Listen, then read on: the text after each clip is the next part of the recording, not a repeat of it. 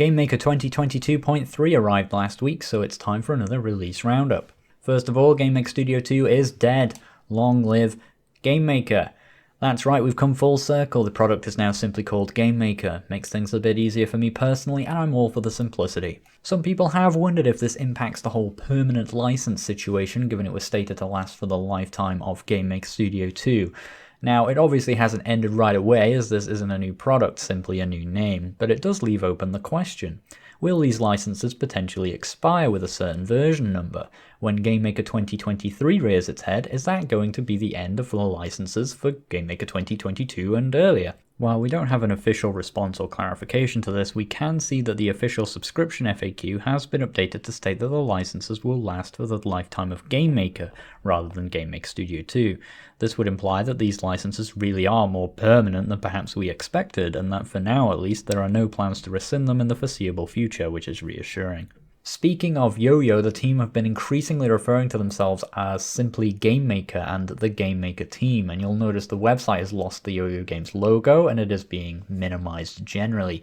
I'm sensing that they are preparing to embrace the name GameMaker for the whole company and brand as well as the product. Video playback is now a thing. Previously only enabled by third-party plugins and DLLs, now we have GML functions that are able to open and draw video. More filters. Various new filters have been introduced which are cool in their own right, but an important change that might have come earlier, I'm not sure, but only this update made me aware of it, is that parameters for the filters are now documented in the manual, making it much easier to work with these filter effects inside of GML. The inspector now works with paths and animation curves. Once again, the inspector has been expanded to allow you to work on more things at once. Of particular note is animation curves can be edited in the inspector, which will make the flow of using them in sequences potentially a lot easier.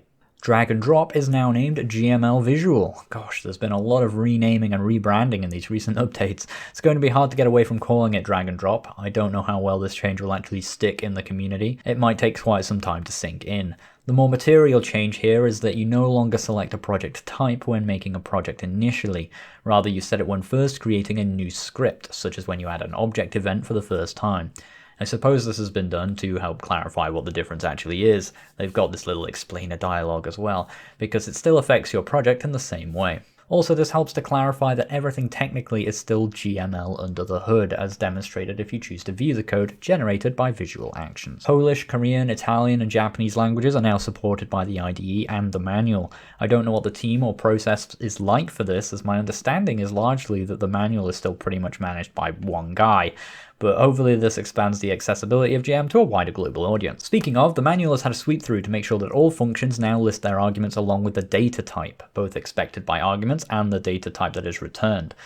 These are also all in links you can click on that will open relevant pages for that data type. This has been standard with new things in the documentation for a while, so I'm guessing this change is more an indication that an overhaul has been finished on areas of the manual that were missing this information previously. These are the headlines and major changes. A couple of extra but very niche things do lurk in the release notes, including texture group compression options for QOI and support for app image packages when building for Ubuntu.